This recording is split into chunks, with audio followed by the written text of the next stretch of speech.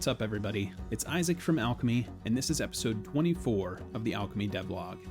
In this episode, I'm going to go over what's new since last time, things like Tales from the Loop. We've got a beta out for backers now. We've got updates to the Vaesen game system. That's pretty much complete at this point, besides some kind of dusty corners. We have a cool new feature for dice pools that I'll walk you through, and a few other smaller things that I'll get into as we get going here. I'll also take some time to go through our roadmap, talk about what the team's working on next, and some things you can expect to see out there in the next couple of weeks, as well as go through that list of Q&A that have come in since last time. I've got some good ones in the queue, so I'm excited to get into those towards the end here. Let's dive in.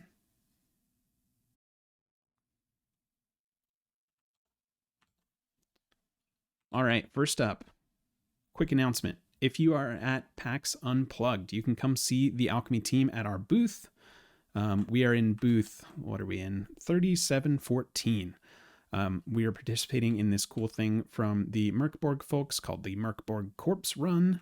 If you go to all of these different vendors on the PAX U floor and do some stuff with them, get a little card, you can win some prizes and get a cool little pin. So come see us at booth 3714, or at least some of us. I won't be there, but we do have a bunch of the folks over there hanging out at the booth. So come say hi, play some games. If you haven't signed up already to do that, we're there and we're ready to rock stuff. So enjoy. Let's take a look at Tales from the Loop. We've been hard at work on this one since wrapping up Vaesen last week, and let me show you what we've got here. I'm going to jump into the universe. I'm going to go a little bit backwards this time. I'm going to show you some of the cool universe stuff first.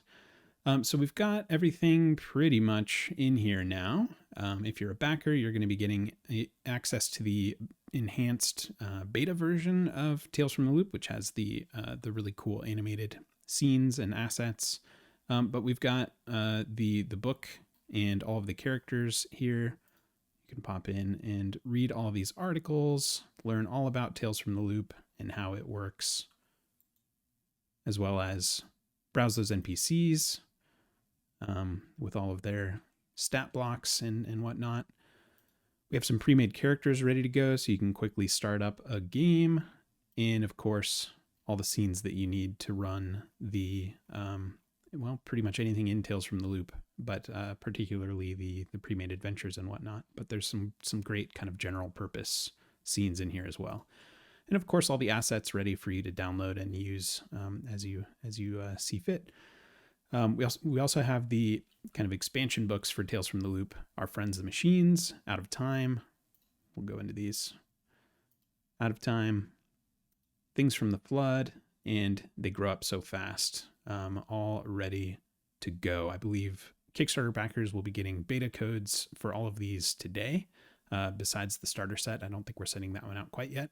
But enhanced, as well as these expansions, should be hitting backers today, and it'll be available to everyone else here in the next, I don't know, month or so when we start to get everything out onto the store after we've delivered the V1 box to backers. So let's go ahead and take a look at what it looks like to play a Tales from the Loop game. Boop. We will do, let's just do a, let's take the enhanced quick start and fire that one up.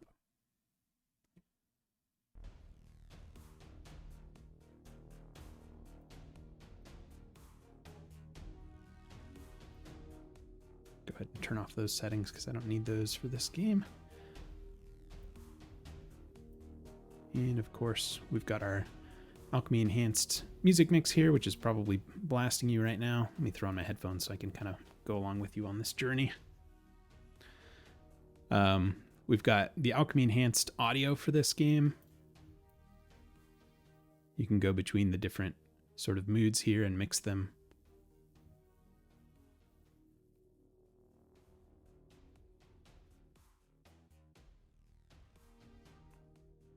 Very cool sounding. All right, we're going to turn that down and continue the tour. So with the enhanced assets, we have nicely animated backgrounds here. Some of the scenes have cool overlays mixed in to make them kind of come to life.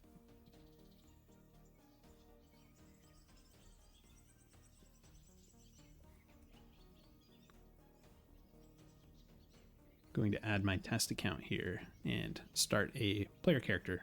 So one of the things that's outstanding for outstanding as in not done is the character generator for Tales from the Loop. So right now you just have these generic fields which really don't do you much good.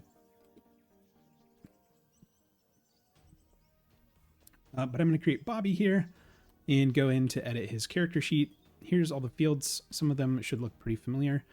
You can select from different character types. We'll go with Computer Geek. You can choose an age. Of course, you see the familiar randomizer button here. You can also randomize your selection for what you'd like to do here. Get our token size set. And then you've got fields from the Tales from the Loop character sheet. Things like drive. What keeps you going? Momentum. Anchor. What keeps you grounded? Gravity, of course. Problem. What problem do you face in life? Man, time. What are you most proud of? Well, Bobby. What is Bobby most proud of? Self-portrait. Program written in QBasic. That might be a little too new for Tales from the Loop. I don't know. Favorite song? I don't know. We could spend too much time on that, but you can fill in your favorite song for your character here. As you've seen with other systems, you've got relationships with other characters in the game. We use this extensively in the Kids on Bikes implementation. There are no other players in this game, but you can always, if they were in the game, you could select them from this list, or you could fill out, who they are.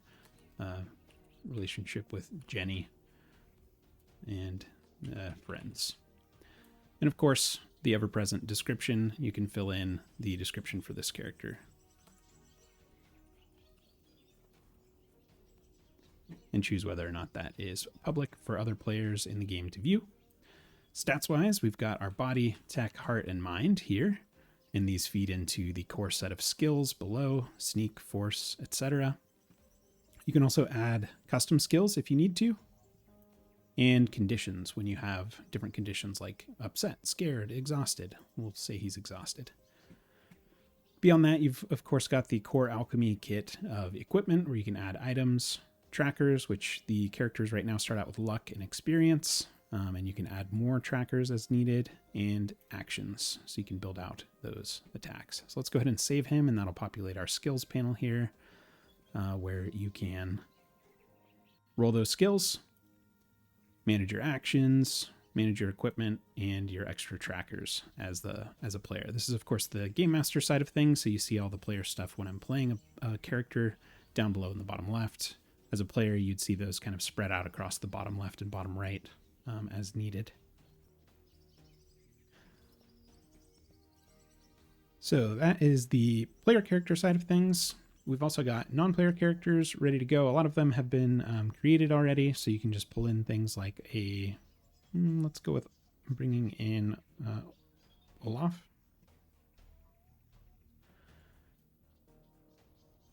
And view Olaf. Great. There's actually stuff here. Good. I didn't actually test this one ahead of time. So this is the view side of the non-player character sheet, and you've got things like token size, NPC type. I think this one probably needs to be human. A quote from that character, optional special attributes that you can add that are sort of open-ended, and of course a description, as well as the core alchemy kit of equipment, trackers, and actions that you can add to this non-player character in case you needed those for your game. You've also got the view side of the character sheet, which now that I've filled in some stuff on Bobby, this will look a lot nicer. We've got those stats up along the top here, conditions, the skills, and character sections that I filled out earlier.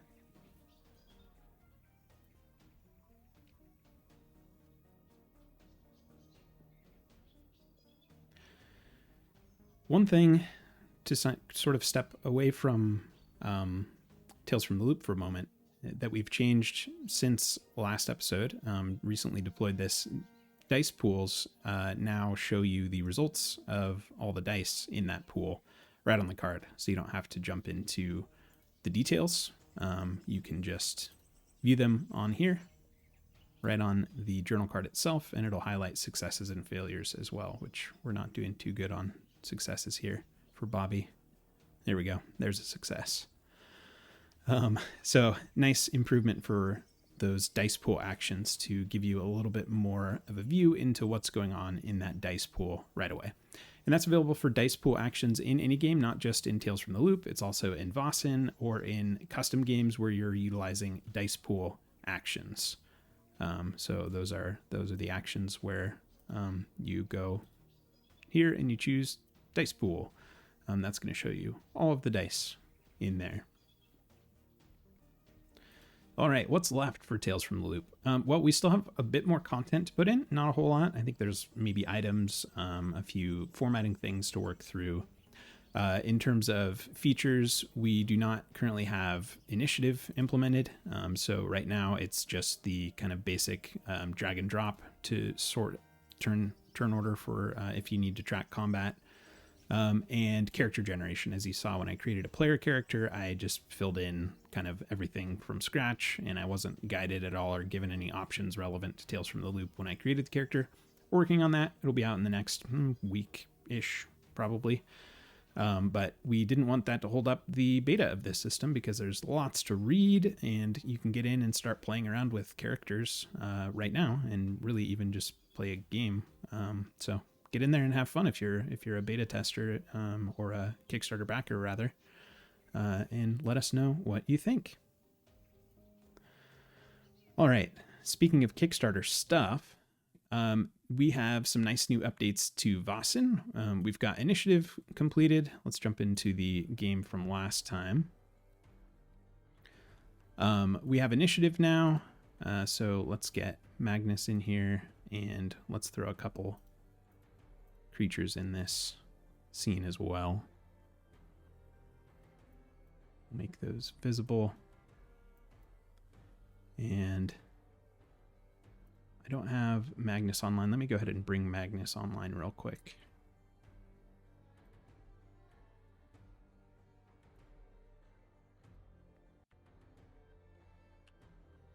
Okay, Magnus is now online. So if I go ahead and turn on turn order, we will get initiative automatically rolled for all the characters using the initiative rules for Vaesen.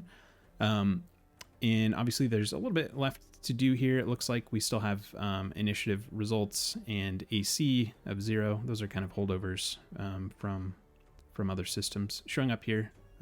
Probably should make those more relevant or remove them for Vaesen, so I'll make a note of that one. But the really exciting part for Vaesen is that we now have the player character generators in place. So let me go ahead and delete Magnus and create a new character for my test account. So here's the character generator for Vaesen. You start out with a name and you can choose from a list. These are the suggested names from the book, and they correspond to your archetype.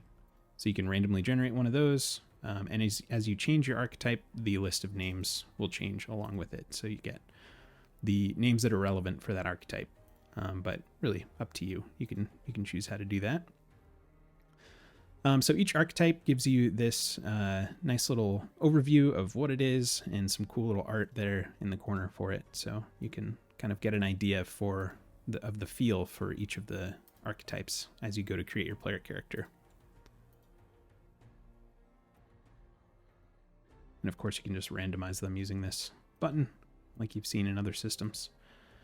And then you can choose an age. Vaesen uses age groups, or you can enter a custom value there as well. We'll go with a middle age private detective. Sure. And let's grab another random name, Samuel. So using the character generator, we now have Samuel, the private detective, with all of his things set up as a private detective. So he has the motivation, trauma, dark secret, and talents all pre-filled according to private detective. And you can of course go in and change everything that you want to change here as you see fit. But it gives you a nice quick start for a Vaesen character. All that's really remaining for Vaesen at this point is bug fixes and small improvements, and then of course releasing it to the general public, which we're going to wait until we have the Kickstarter fulfilled to release that to the marketplace, but that'll be coming very soon. Cool. All right, let's head out of Vaesen and take a quick look at a new profile option. So if you open your profile here, you might be greeted by this scary red box around your email. That just means that your email hasn't been verified yet. We haven't, during early access, we didn't do kind of the normal, email verification dance that you would expect from most platforms to make sure that you have access to the email that you put in, make sure you didn't do a typo or anything like that. So if you see this on here, just go ahead and click on this button, click to verify, and that'll send you an email to verify your email, and then just click the link in that email to get your account verified. The link expires in 24 hours, but if you ever need a new one, you'll probably get nagged here with that little red box. So that is email verification live for you all.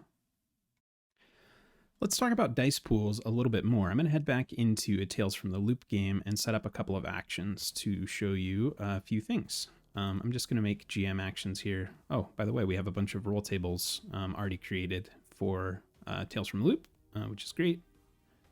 You can roll these to, well, that one's apparently not done yet, but roll these to get kind of random locations, for example, with this roll table. These are all cool things from the book. So those will be ready for you when you create a Tales from the Loop game from a quick start, probably only. Dice pools. Let me show you a little bit more detail on those dice pool changes. So we're just going to go with a core here of like 12d6. It's going to be fun. And the success values will go with 6 for success and 1 for failure. Actually, let's give a couple more values here just to get those to trigger slightly more often. No, not 3, 5. Okay. So basic dice pool, not really one that makes sense for Tales from the Loop, but this is fun and new, so that's why you get it for your demo here. So using this action, we now see a bunch more results in here. Of course, as I kind of teased earlier, you get to see each individual die that went into the dice pool. And you see the failures highlighted here in red and the successes highlighted in orange, which is the theme color for Tales from the Loop. And we're also showing you a little bit more of a smart summary of what's going on with the roll. So if we were to change this to have fewer successes, let's get rid of all the failures actually. So you only have successes, and roll this again. We're not showing 0 failures over here on the side. We're only showing you the successes. And everything else that's in the other column is just here in the details if you want to drill into that. So small change to dice pool outputs. As far as the summary goes, big change, I think, in showing you all the individual dice. But we've got some more exciting things to bring to you here, which I might show you a little sneak peek of. Let's take a look at that roadmap. So we are kind of hard at work on several things that are still kind of under wraps for at least a few more weeks. One of which is streamer mode, which I gave kind of a teaser of last episode. I might give another small update to that today because I know there's a few things that have been added there. And then the other thing is system builder and dice customization. So we have a lot in flight for dice customization. We're also, of course, wrapping up Tales from the Loop. We still have a couple things to add to that, including initiative and character generators. And then I think we'll be moving on to Coriolis, which should make some of you happy. That will be next up on year 0. type games, so it should be coming soon. And we have a few smaller systems that we are releasing today that are just based on custom game rules. We've got Masks, Badge Quest, Mazes, and The Darkest House. Those should all be out to backers today and ready to rock. And then we'll be going into the rest of these systems in the coming weeks and months, probably.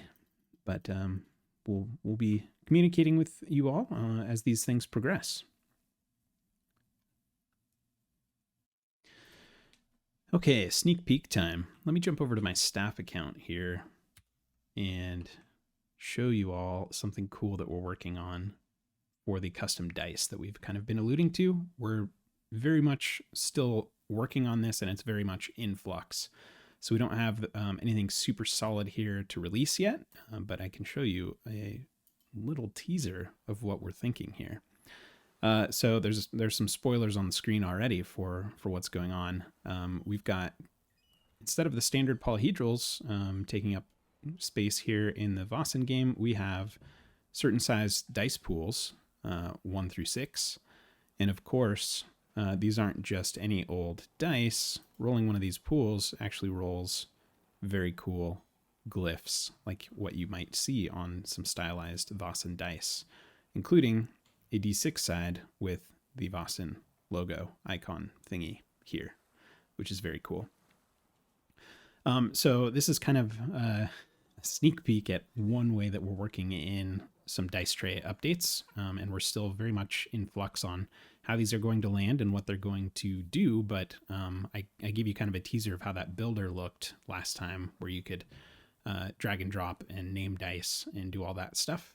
So we've got more to do here, but this is what you can kind of expect to see once these are live sometime in the next future time of days, months, weeks. Who knows? We're hard at work on it, I promise.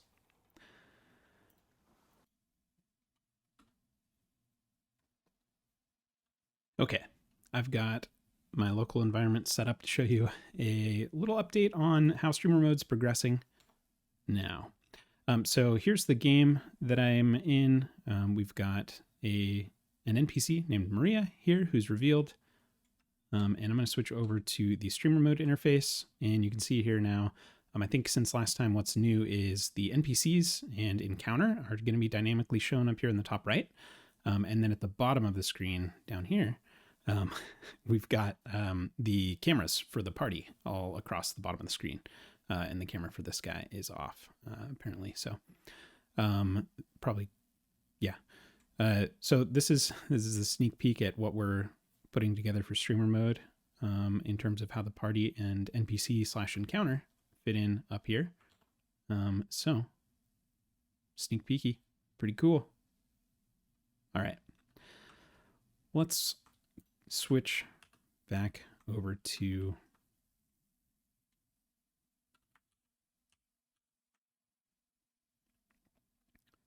all right, let's switch back over to Q&A.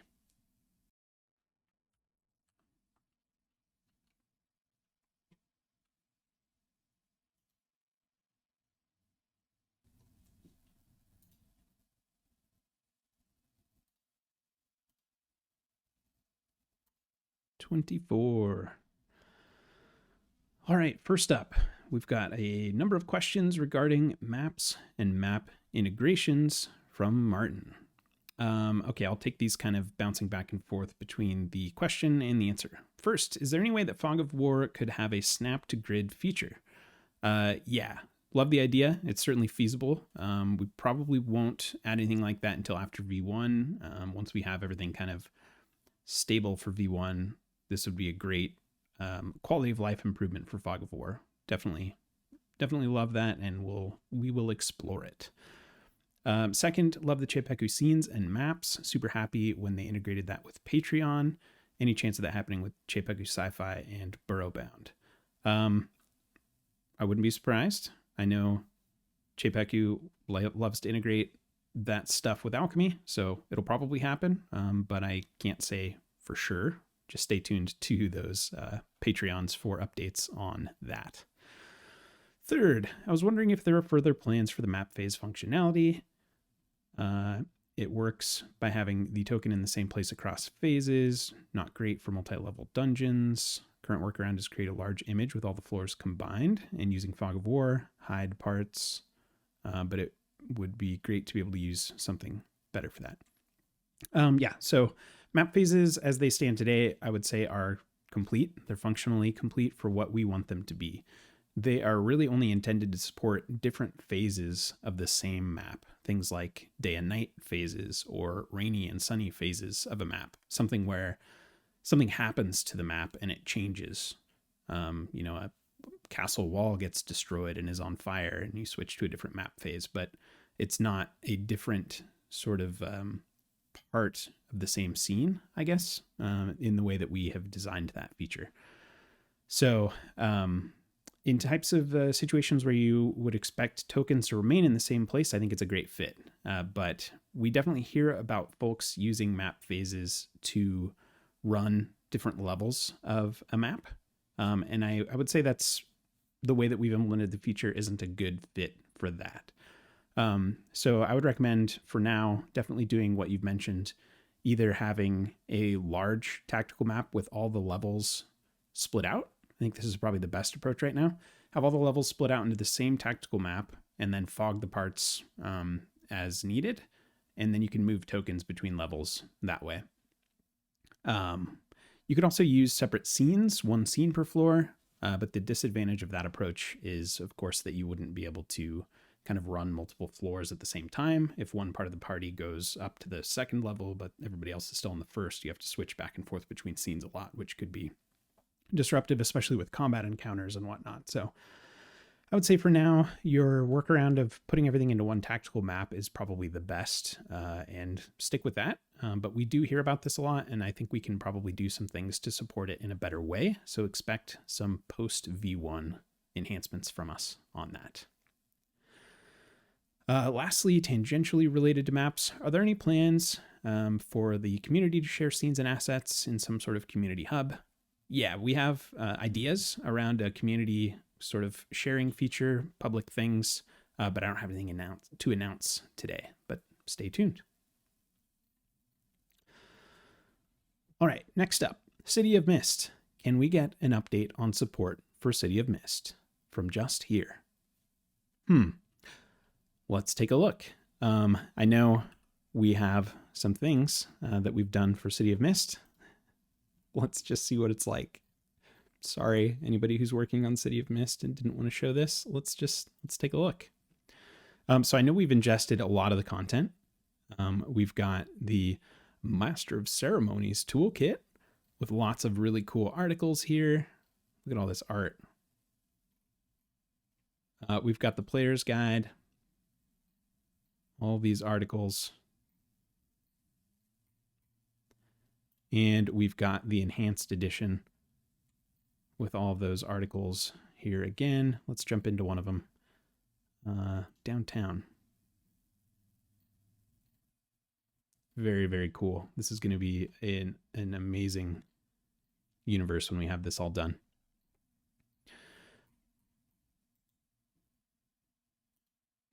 We don't have the mechanized stuff ready yet. So NPCs, pre-mades, handouts, items, actions. It looks like we do have some scenes from that art that we have for this. And we probably have assets. Yeah, we've got 38 assets in here as well. So we're making progress. We definitely have it ingested, at least in some, partial capacity. I think we have mechanization to do. And then we have, of course, gameplay stuff. I think with City of Mist, we might be able to pull it off with custom, but there's a lot that's going to need to be done. So stay tuned for how we implement and mechanize City of Mist. But for now, there's a sneak peek at what we have brought into that universe so far. It's looking very cool. Multiple handouts from Eldragon. At any point, do you plan on making it possible to open multiple handouts or sheets at the same time? So we've played around with this idea internally, like dragging those things around and having multiples open. It's not off the table, but we don't have anything in the works for that right now. But it is occasionally painful to have to jump back and forth, especially if you're looking at a handout for like a character sheet reference or something and you're doing something on your character sheet, jumping back and forth. Not ideal. And I think that with our target really being desktop, you've got more space. We'll probably come up with something here, but not V1. I think it's going to be a little further down the road. Tactile props. That's my typo. Let me fix that real quick. Tactical props and multi-image handouts from TCO. My apologies if these have been answered before. Is there a plan to include tokens for tactical maps? For example, I currently use NPCs to represent gateways, portals, etc. Again, I'm going to jump down to the answer for this one. It's going to be a really weird time slice here, but let's do it. So yeah, we do plan on letting you place props on your tactical map. But for today, your workaround of using NPCs, that's great. It is weird that they kind of show up in initiative and other things like that. It's not ideal, but it does work today and is a great kind of hack for that. But yeah, expanding a little bit further on what we plan to do there, we definitely want you to be able to drop any sort of token, any sort of prop onto a map.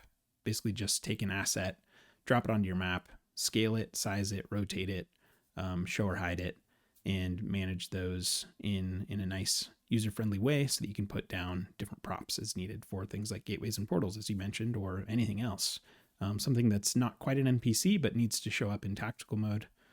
Definitely important. I don't have an ETA on when we'll be doing that. I don't think it's going to land for V1 because we're coming down to the end of the V1 list. But shortly after V1, it seems like a great tactical mode quality of life improvement.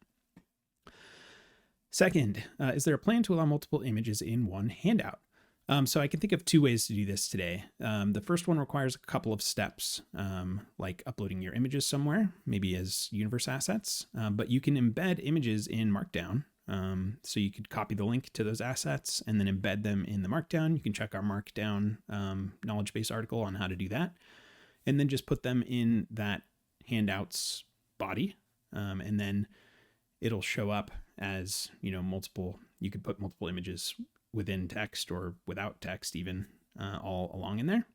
Otherwise, another simple solution would be to use image editing software to combine your images however you see fit, and then put those images into either a standard handout or a full screen handout that can be kind of zoomed and panned around. So that could be a good fit for that too. But as for like actually creating a handout that has multiple images, I will consider it. I don't know that we would do it because you can just create multiple handouts or embed things in Markdown. We'll definitely consider it though. The doobly-doo. This is a deep cut. Okay, so Saul is asking, can players or GMs hide the icon with the trackers that appears in the middle of the screen when a character is being played? Maybe a toggle for when it is not their turn to not block the tactical map. Again, I'm going to jump back and forth here. So there's not a way to do that right now. You could probably break things and hide it using dev tools or something. But there's no built-in way to hide that right now. And we do get a lot of feedback about this, a lot. Probably the most feedback we get on anything is related to this.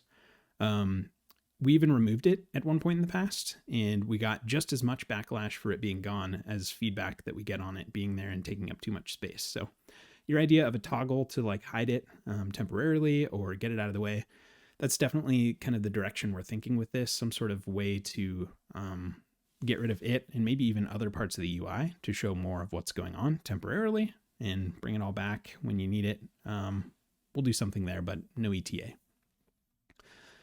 Second up from Saul, is there a way to remove all trackers if certain players don't want to use them? And is there a plan to allow the DM to lock values? So the primary trackers that display on the left and right side in what we call the doobly-doo, that those can't be removed. Those are always there. So I think probably just the ability to kind of hide and show that would be a fix there, but we'll definitely consider it because I know there are certain systems where you maybe just don't track as much, and having those there all the time is not ideal. So we'll consider that, especially, for the systems where you don't have, too obvious trackers for things like HP and XP that you're always tracking. And I think the idea of lock trackers is pretty interesting. We'll consider that. We do have like partially locked trackers now where, You can change one value, but you can't change the max or something like that. But it's not a GM/player type of relationship. It's just that specific value. I think it's for kids on bikes. So yeah, we'll definitely consider that. And will players/NPCs be able to select the target of an attack or a spell in the future, allowing built-in stats to auto-resolve the roll? We've considered targeting, and we might include that for certain systems in the future.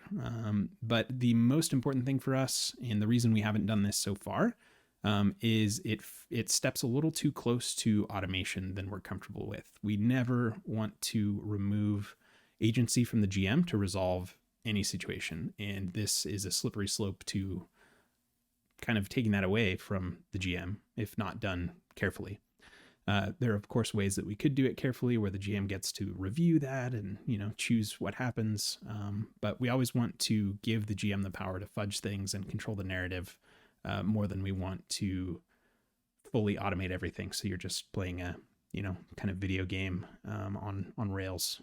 These games are all about player interaction, people talking and resolving things together. So that's kind of our core philosophy around that. But there are definitely systems where it makes sense to do that, and it's something we've considered and talked about internally, particularly for those systems. So stay tuned. We're definitely thinking about it. Okay, that's everything for Q&A.